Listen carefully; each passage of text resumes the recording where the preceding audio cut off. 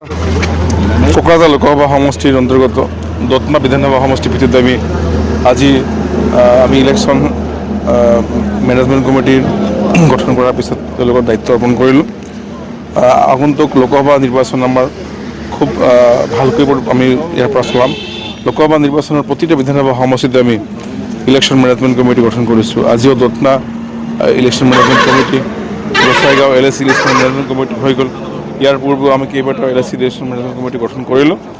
অহা দিনত আমাৰ নিৰ্বাচনী ৰণনীতি লগতে আমাৰ NDAৰ প্ৰাৰ্থী জয়ন্ত বসুমতাৰী ডাঙৰীয়াক আমি অধিক ভোটত নিৰ্বাচিত কৰাৰ বাবে এই ইলেকশ্যন মেনেজমেণ্ট কমিটিয়ে নিজা পলিচি কৰিব, নিজৰ যি কেম্পেইনিঙৰ যি মানে পলিচি সেইবোৰ তৈয়াৰ কৰিব। এইকাৰণে আমাৰ এই কমিটি গঠন কৰা হৈছে।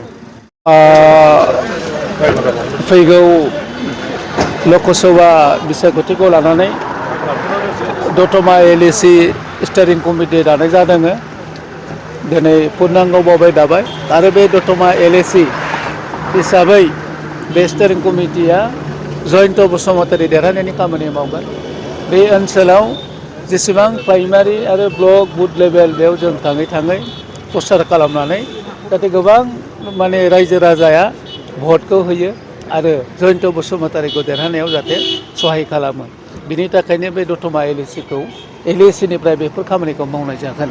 आरो आङो बे दतमा LAC नि गोदानै जे बिधानसभा MLA नि LAC हिसाबै जों बयबो गोदान बिदिनो गोदान हिसाबै माबा मोनसे सिनायनायनि बा परिचय जानायनि मोनसे खाबु मोनलायदों जों दिनै बेयाव स्टेरिं कमिटि दानानै।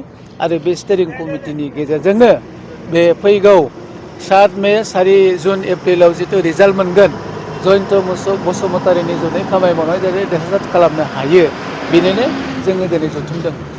पृथ्वीराज बिथाङाबो नैबे क'क्राझारनिफ्रायनो जे उदां बिजाथि महरै गसंदों, माबायदि जागोन सार बिथांनि थाखाय गोहोम गोलैगोन? बे गणतन्त्र देशआव बयबो गेलेनो हायो।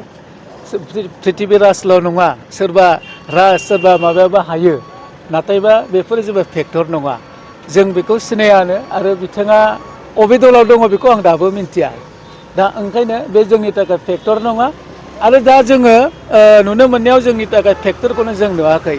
जिहेतु जों मोनथाम इन्जिन बाय ज' जादों, मोनथाम दल ज' जादों, UPPL, BJP आरो AGP।